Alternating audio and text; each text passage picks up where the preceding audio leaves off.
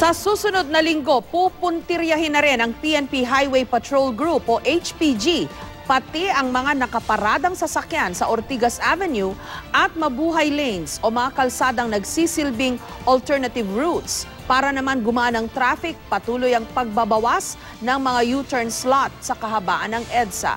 May report si Maki Pulido. Ortigas Avenue ang nagiging parking lot ng mga nanunundo o naghahatid ng mga estudyante ng LaSalle Green Hills. Limitado kasi ang parking space sa loob ng eskwelahan. Naiiyak na nga po ako, ma'am, kasi talaga, ma'am, ako pinapagalitan ng hepe namin. O bakit doon may ano? Sir, talaga, sir, kahit anong gawin nyo, sir, talagang puno na.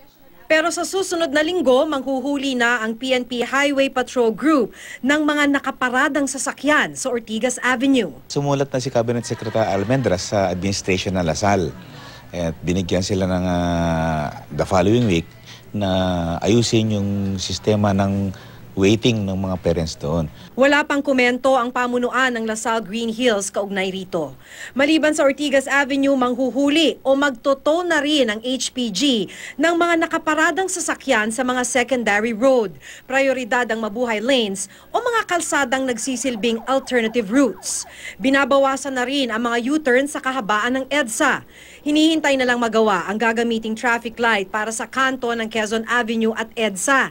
Kung meron na, makakakaliwa na sa EDSA ang mga galing Quezon Memorial Circle. Makakakaliwa na rin pabalintawak ang galing Quiapo. Inaiwas natin yung magkaroon ng maraming U-turn slots dito sa EDSA kasi yun ang nagko-cost ng traffic, yung nag-U-turn. Pinag-aaralan na ring tanggalin ang U-turn sa Muñoz sa EDSA. Posibleng maglagay rin doon ng traffic light o modular bridge. Maki Pulido, GMA News.